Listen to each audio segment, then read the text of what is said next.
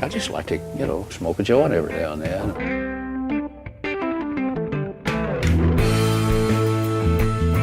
Good people don't smoke marijuana.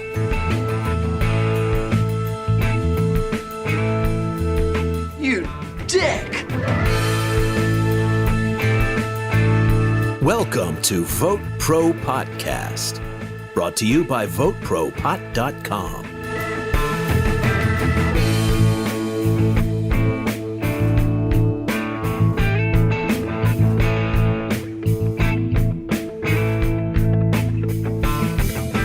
Hello and welcome to episode 8. I'm Phil Adams. I'm Jay Britton. I'm Andrew McCready's. And today's episode, our topic is, well, what's our topic, Jay? We have no topic today. Yeah. What we have is typically in a episode of Vote Pro Podcast, we finish up with some news items to keep you informed about what's going on in the world of cannabis and cannabis products and cannabis legislation. And we have a bit of a backlog, and this is all important stuff, and we want you to hear about it. So we are going to devote the entire episode today to catching up and catching you up on the events in the world of cannabis. So before we get started, we really need to hear from you, or we would love to hear from you, because we're doing some pretty important stuff here. We're trying to get legislation passed, not just nationally, but state by state, to make this dream of legalized cannabis come true, slowly but surely. So let us know who you are. Let us know what your interests are. Check us out at VoteProPot.com. You can send us an email at votepropot@gmail.com. And please like and follow us on Facebook at facebook.com/VoteProPot. All right, now let's get to some news. And I think I'm going to start off with something that I think is fairly important because it's happening right now. It's happening on the national level. This is from Forbes magazine, dated September 10th. So this is very topical. And the headline is Marijuana Bill Scheduled for Congressional Vote This Week. And this is a U.S. House bill that is wending its way through the House. And it is sponsored by, of all people, Republican Representative Matt Gaetz of Florida. And he and 40 bipartisan co-sponsors are pushing the Medical Cannabis Research Act that would require that the federal government issue more licenses to grow marijuana to be used in scientific studies, among other changes. Now, for the past, how long has it been, Andrew? 50 years or more. All of the cannabis available for research has come from the same farm in Mississippi. And scientists have been complaining, first of all, that it's hard to get. And second of all, that the quality is not that great. But there's other problems besides that, Andrew, isn't that right? The problem is you need more than one strain. There's thousands of strains you need to research. There's indicas and sativas and all the hybrids in between. Now, there's the one strain, Charlotte's Web, is great for Dravet syndrome, but it's not going to help you with cancer because it's super low in THC. I mean, you really don't get any psychotropic effects off that at all. So we need to do research on many different types of strains. The other thing about the current situation they have is that if you do want to do some cannabis research, it takes a long time to get the paperwork approved. Right. So this is another thing I believe what they're doing. If they pass this and enable more people to start doing research, I think they're sort of taking it off Schedule 1. Why is that, Andrew? Well, because that's going to open up a whole can of worms. Okay, so this relieves the pressure to take it off Schedule 1.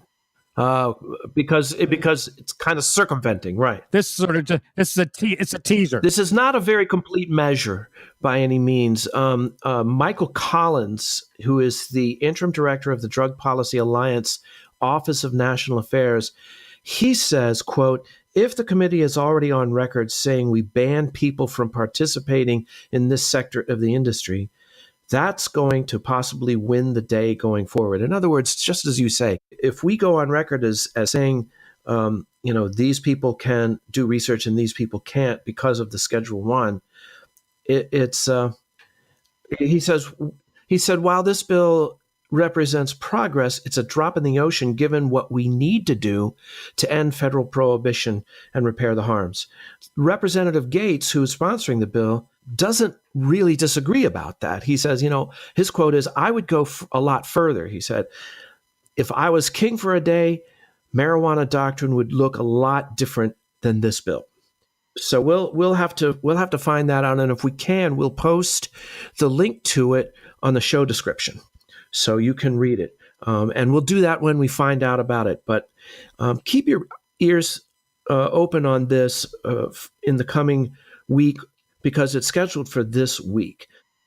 So what this bill represents really is sticking the camel sticking his nose in the tent, as the saying goes. You get a little bit in the door, and the first vote of pro-cannabis by a lot of these congressmen who are reticent about cannabis legislation is going to be the toughest one. After that, hopefully, it will be a lot easier to vote pro-cannabis. This is what's going on the legislative side. On the executive branch side, the Drug Enforcement Administration, the DEA, that we all know and love, is saying that it wants more marijuana grown and fewer opioids produced in 2019. Wow. That's quite a statement. This is also for Forbes, and the DEA isn't exactly known as big fans of cannabis. We all know that.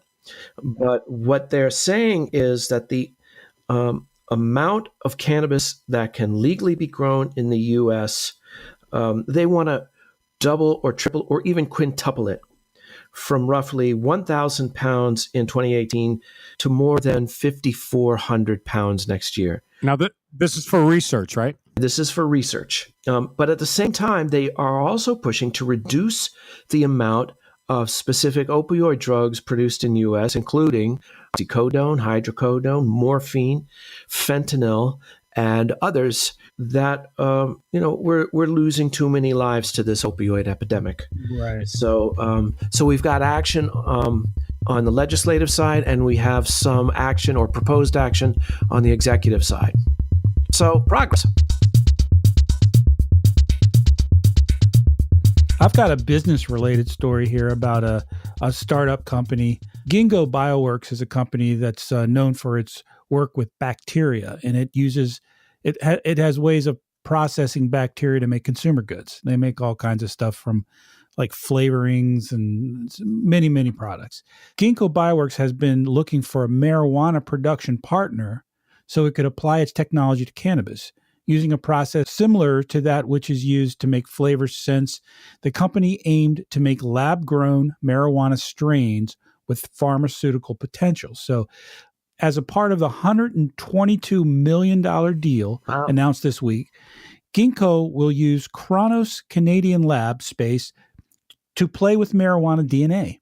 Ginkgo aims to manufacture a handful of plants, better known compounds like CBD, THC, THCV, which staunches appetite, but is only present in the plant in very low quantities. So they're looking to use a lab that exists to extract compounds from the plant and then sell these to pharmaceutical companies.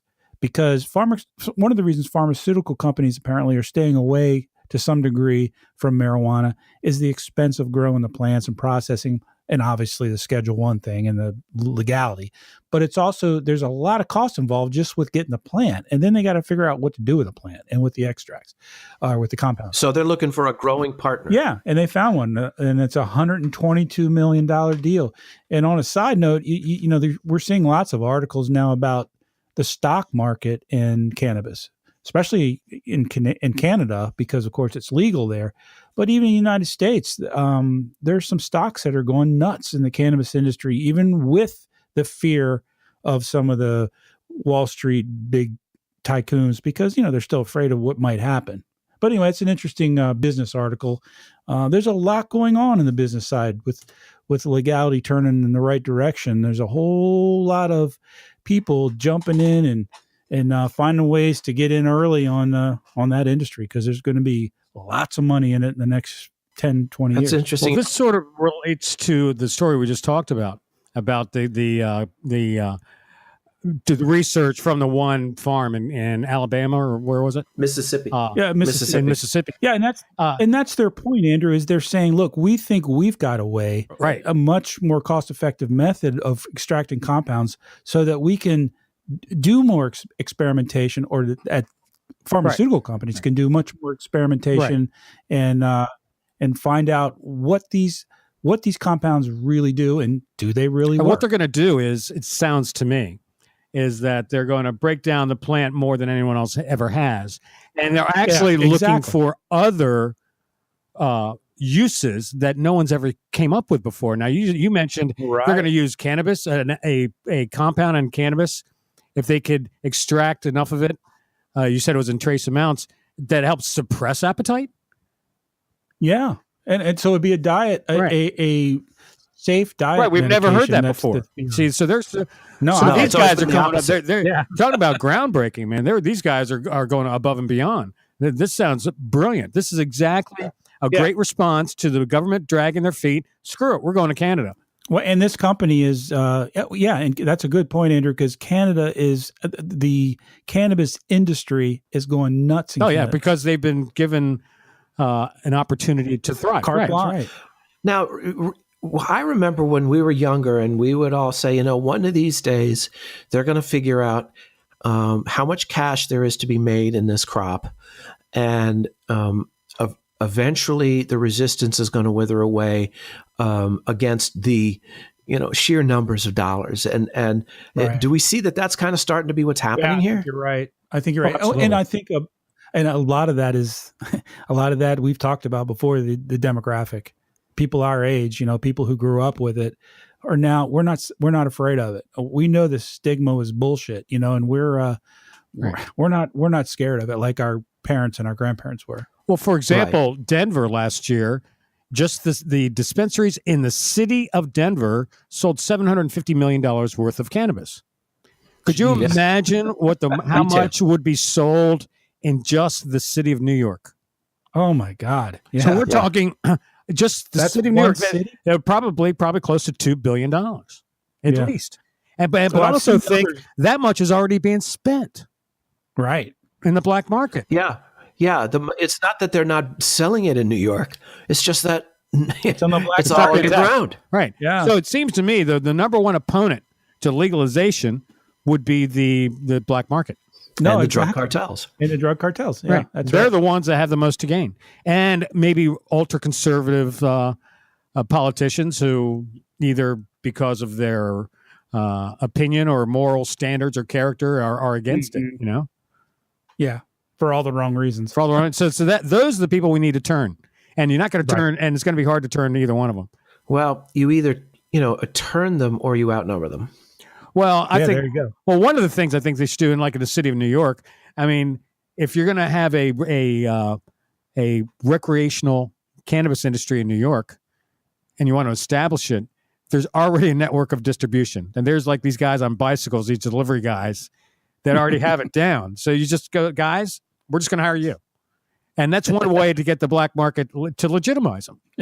Yeah, I got an article here about New York Assembly planning a public hearing on legalizing marijuana. So if you're up in New York, pay attention. Make some noise. Yeah. Now, this article, I think, is kind of thought-provoking, and I'm going to throw this out there. This is from The Atlantic, and it's titled America's Invisible Pot Addicts. Now, we don't think of cannabis as an addictive drug.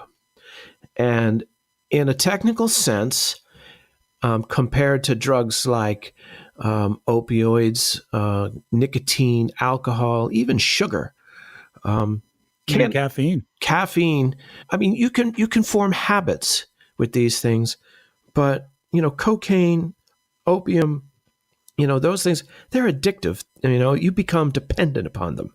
Now, the question is, can you develop a dependency to cannabis? And, not physical, just psychological. Okay.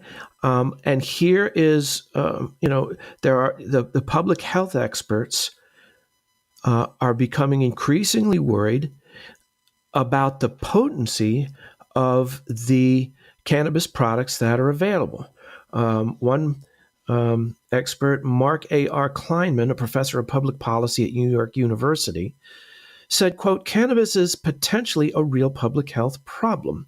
It wasn't obvious to me 25 years ago when 9% of self-reported cannabis users over the last month reported daily or over the month reported daily or nearly daily use. I was always prepared to say, no, it's not a very abusable drug.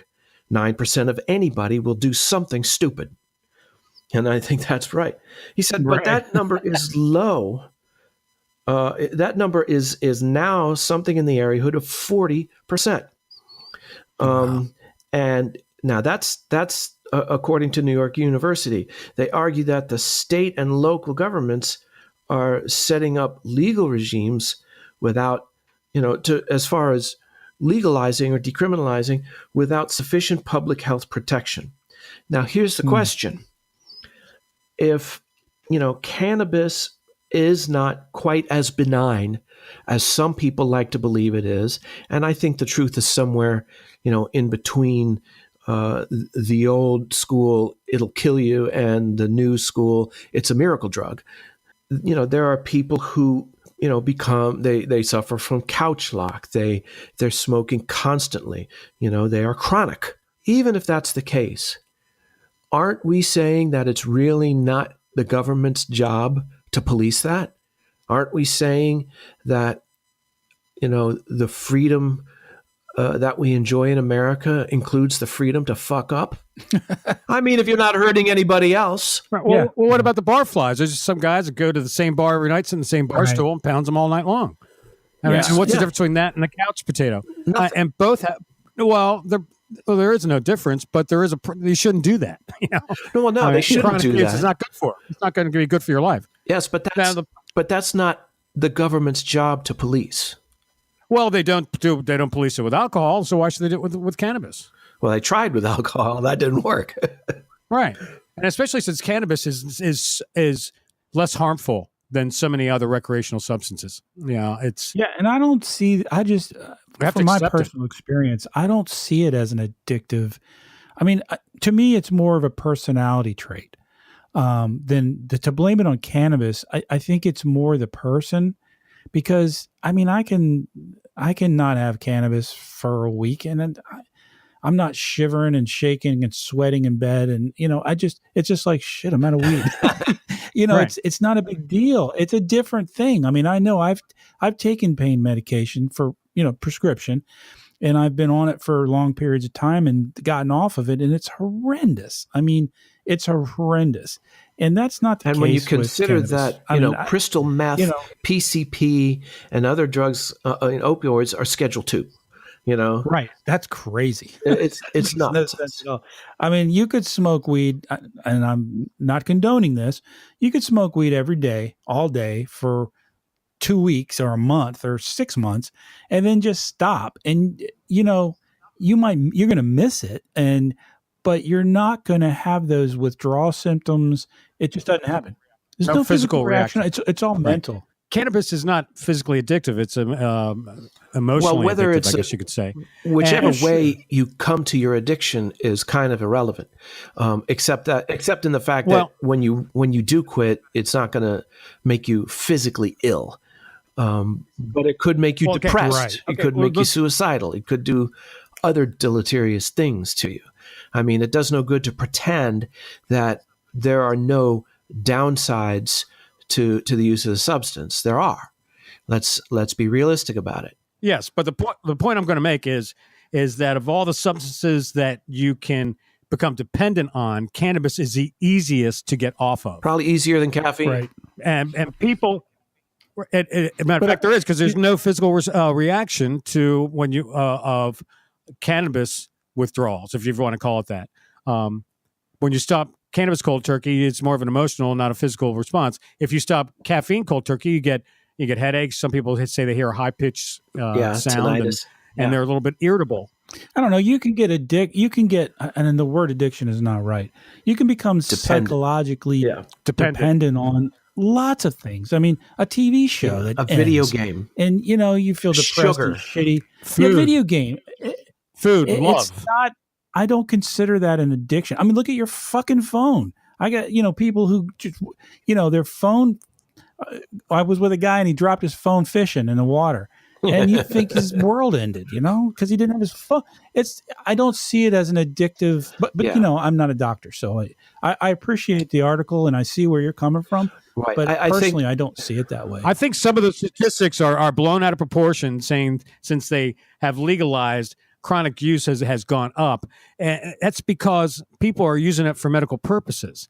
So of course they're using it regularly. well, and there are people who abuse it. But how is that Absolutely. anyone's problem but their own? That's the question. It isn't anyone's problem but their own. If they need help, they should get help. If they need psychiatric care or detox, there are places to go to get that. It is not a reason to ban the substance.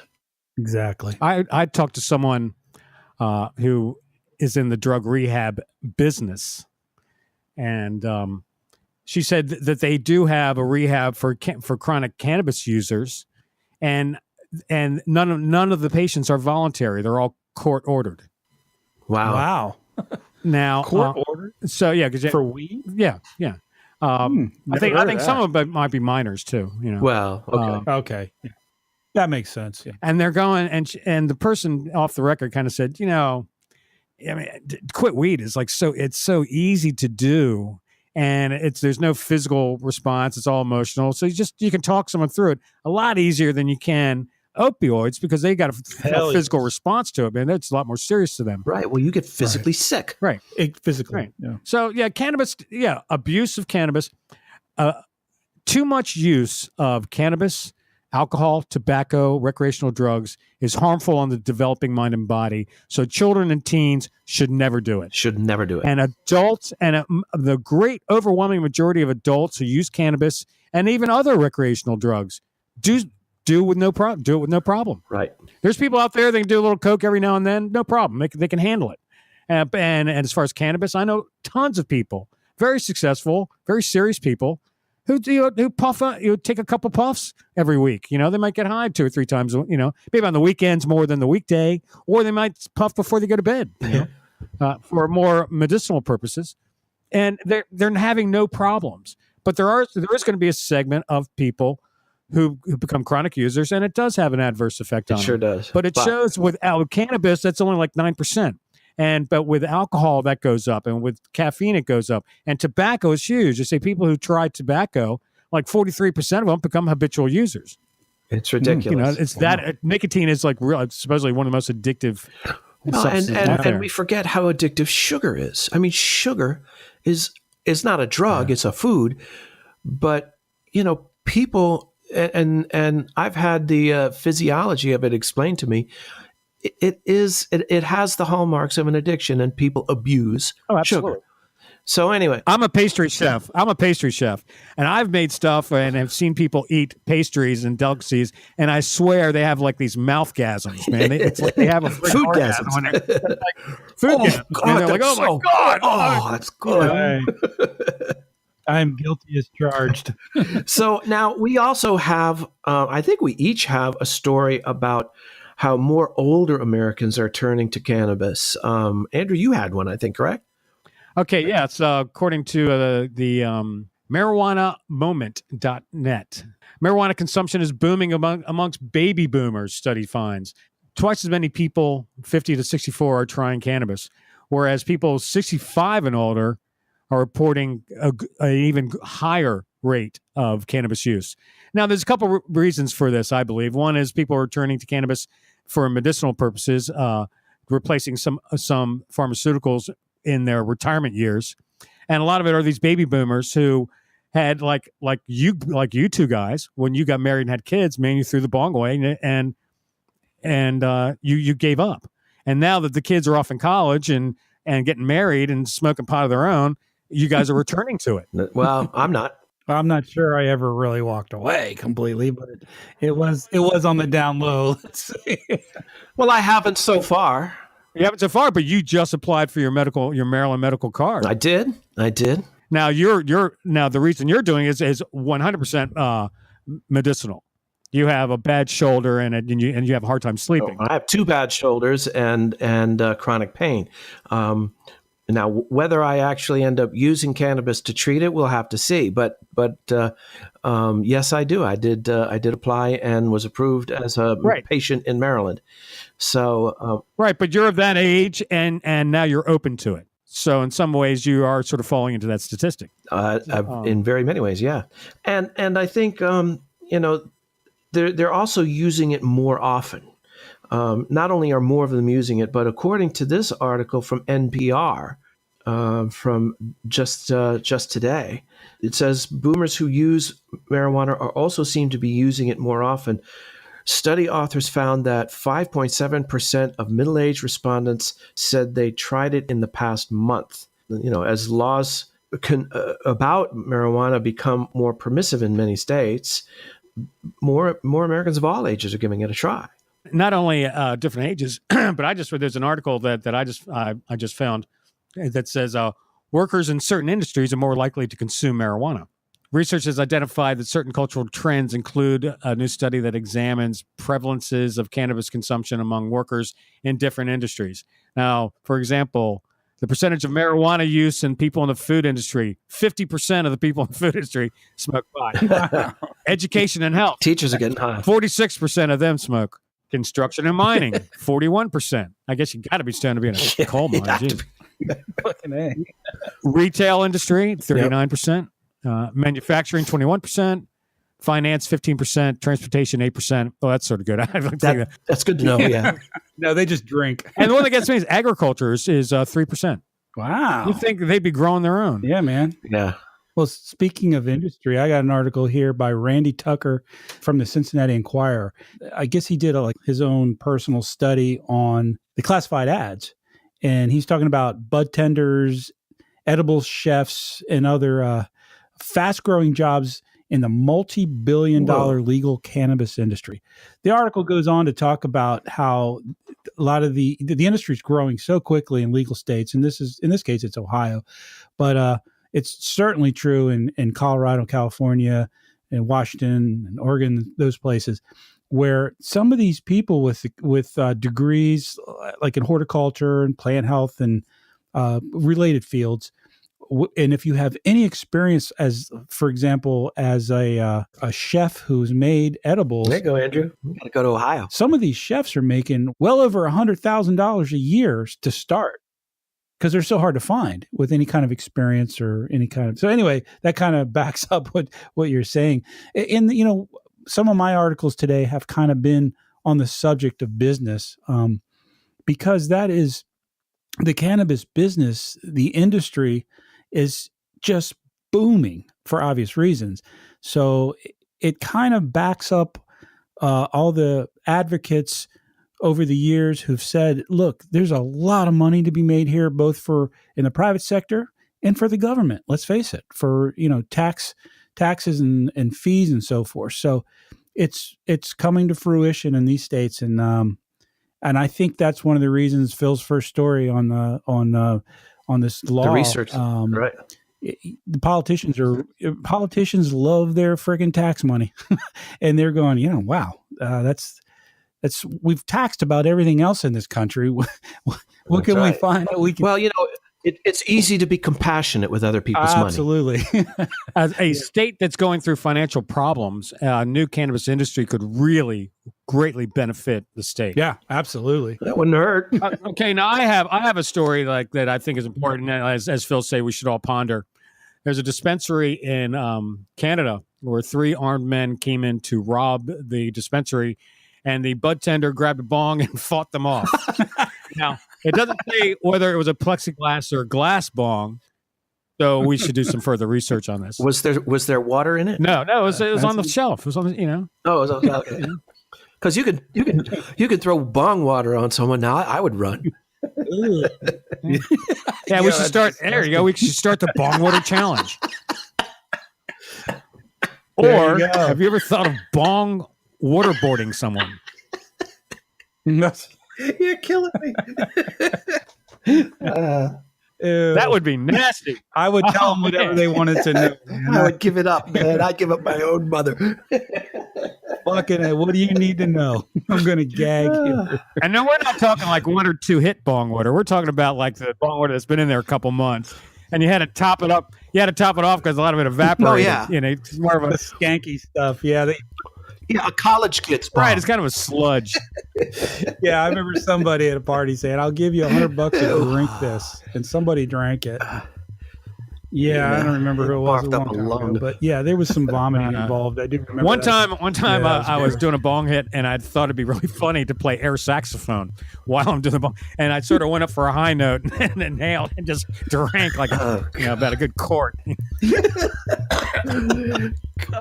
Totally screwed up my solo. The price we pay for comedy. I swear. You're probably trying to get laid, trying to impress some girl, and you end up shooting bong water out of your nose. Yeah. Oh, God, that hurts. At Civilized.life, they got an article here that says someone donated 5 pounds of marijuana to a Florida thrift shop. It's a very short article. They came in the morning. I guess they have like a little trap door, and you can drop off your shit for them to sell, like your kids' toys and, whatever the heck you have, some old shoes and stuff.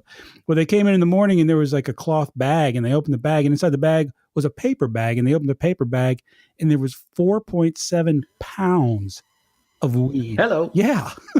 I mean, I did the rough math on that. That's like $20,000 worth of weed. That's a hell of a donation, and that's in Florida. Is that the street value? Yeah, man, oh man.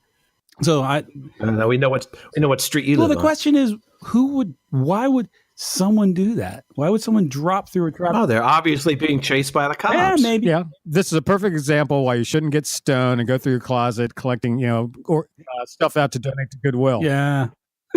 You get home and you go, "Where's my weed?" What happened to the weed, man? Oh man. Karen, what did you do? Yeah. Dude, we got a little burglary to do here tonight. So what did they do with the weed? They didn't say. It doesn't say. You know what it says? Nobody knows. It says we might have found it in there. We might not. It just says they turned it into the cops, and the police said they are going to use surveillance video in the area to attempt to track down the mystery donor. I wish I could find me a mystery donor like that. Yeah. So here's one from our old friend High Times. And this one is about Jimmy Buffett, who is licensing the brand name Coral Reefer to a cannabis company to make cannabis products under the name Coral Reefer. That guy's a marketing genius, man. He really is. He has his finger in so many pies. Margaritaville.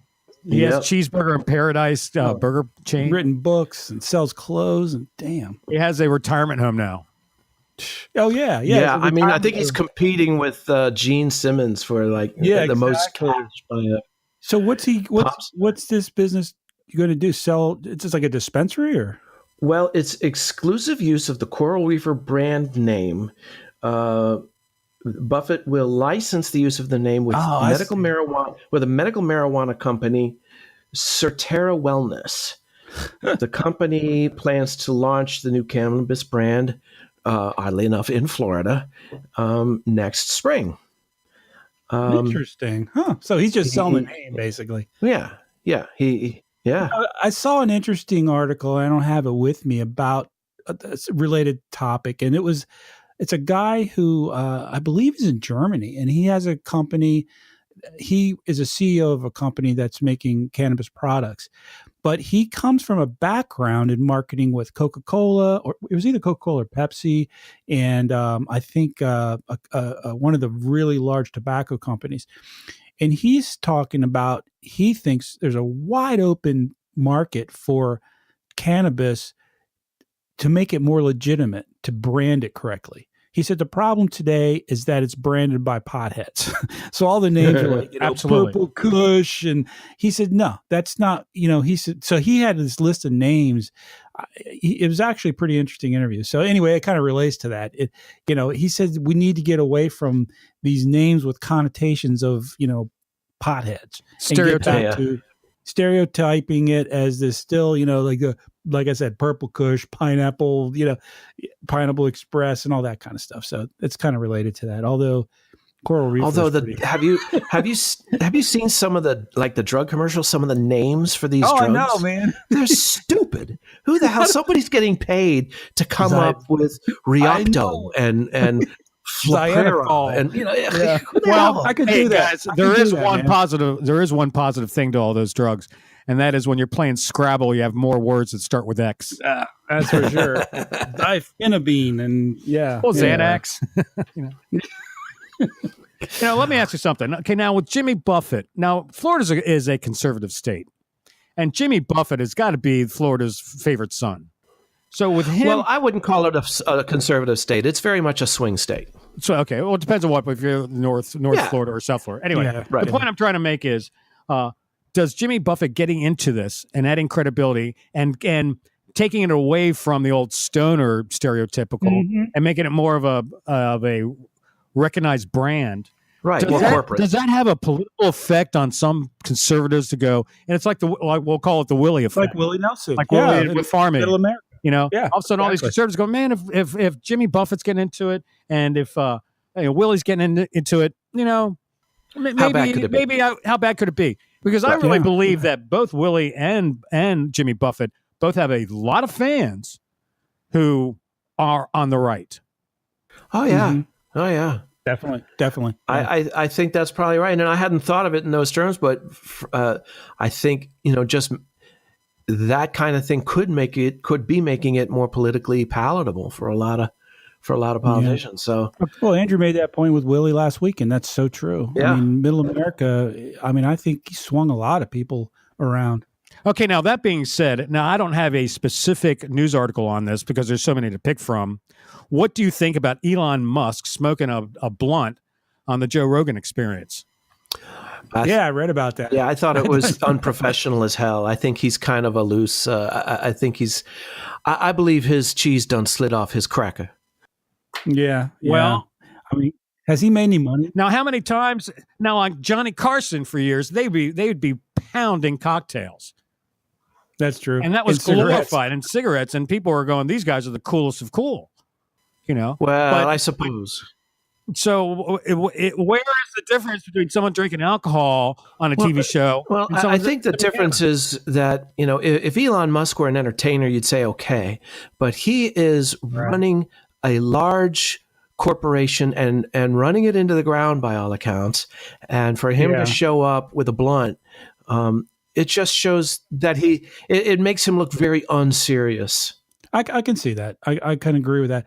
He's got to answer to stockholders and, in a board, and a lot of them are going to look at that and say, what the hell are you doing, man? I don't see it. I disagree with you guys. I disagree. Well, the stock the stock did take a tumble after that. Well, I understand that. And I know that some people feel that way, but I don't think that my respect for him wavered at all by him doing that. I don't think if you're going to drink alcohol, you can't. I don't think you have the right to comment on him doing that. And I think Phil's point is, would you go on a show and drink a beer? I don't know that you would. No, I wouldn't either. And if I'm representing my company, especially if my company is troubled like that, and you need to see the leader of your company at the helm and in charge. If he's looking like a clueless college kid all of a sudden, and he did. So SpaceX and Tesla and the solar energy company aren't doing well. They're not doing well at all. No, they're all losing money, and a lot of money. If he were on top of the world like Bezos or something like that, I would still have, if I were a stockholder, I'd raise my eyebrows about it. But, if he is under pressure to reverse the bad fortunes of a struggling company, to go on that show like that smoking weed doesn't fill stockholders with a whole lot of confidence. I yeah, I mean, I understand. think there's a understand time and a place. I understand. Yeah, I think there's a time and a place. Steve Jobs got high. No, but he didn't go in front of stockholders or In front of the media. and he didn't do it. Yeah, he went in front of the stockholders and didn't wear a belt. But I mean, what's the difference again between going out and smoking a blunt and sitting there and drinking, 4 margaritas? It's still not professional. Yeah, I see your point. Time I and see a your place. point. Time and a place. But the other thing is also, I don't think it's that big. I think some people have inflated this for political purposes. I didn't sure they see did. it. I just read about it. There are people who want to see him fail, who will look at that and say, "Aha!" Right. Well, we hope you've enjoyed catching up with the news of the day, the cannabis news of the day. We will continue to provide news articles in our episodes, but we wanted to get through this backlog because this is some heady stuff. And we hope you'll tune in for future podcasts. Go on to VoteProPot.com and see all our existing podcasts. We want to reiterate something that we brought up and brought to your attention on our last podcast, and that has to do with Facebook. Facebook has made it its policy to reject posts and advertising that has anything to do with cannabis on the pretext that it is an illegal drug, even though what we're using the advertising for is actually political advocacy. And even though our posts and our advertising complies with state law. So we would like to bring this to your attention, and we would like you to check out the petition, and we've got a link to it on the show description. And please do us a favor and electronically sign that petition and let them know that this isn't fair. We need to get to people and change minds, and we need your help to do that. I tried to boost a post, and they rejected it, saying that they do not promote anything that promotes illegal drug use. And my response I tried to appeal it. I said, we are not promoting drug use. We're promoting political advocacy, and you're restricting our First Amendment right to freedom of speech. We're a political movement. You're stifling a political movement. Yes, and there's really not a whole lot legally that can be done about this, but we can prevail upon them to lift that ban. If we get enough people, I think, to voice their concern and let them know that we think this is unacceptable. So there it is. Check out a show description, click the link to the petition, and if you would, we would really love you to sign that petition. We would really love to hear from you, and we would love for you to check out our other podcasts, if you haven't already, on VoteProPot.com. Or you can go to iTunes, Stitcher, or any of your podcast apps and subscribe, please. Or you can send us an email at VoteProPot@gmail.com. And please like and follow us on Facebook at Facebook.com/VoteProPot. Wish I was up in Vancouver at the Cannabis Cafe, smoking good old Sensimilla at the beginning of the day. But here I am in New York City, hiding out in Central Park, getting kidnapped by the police today sometime before dark. But I wish I was up in Vancouver at the Cannabis Cafe, smoking good old Sensimilla at the beginning of the day. The judge looked down upon me, frowned. He said, "Kid, get on your way. Just don't start out your morning with espresso and a J." I said, I wish I was up in Vancouver at the Cannabis Cafe, Smoking good old sense media at the beginning of the day.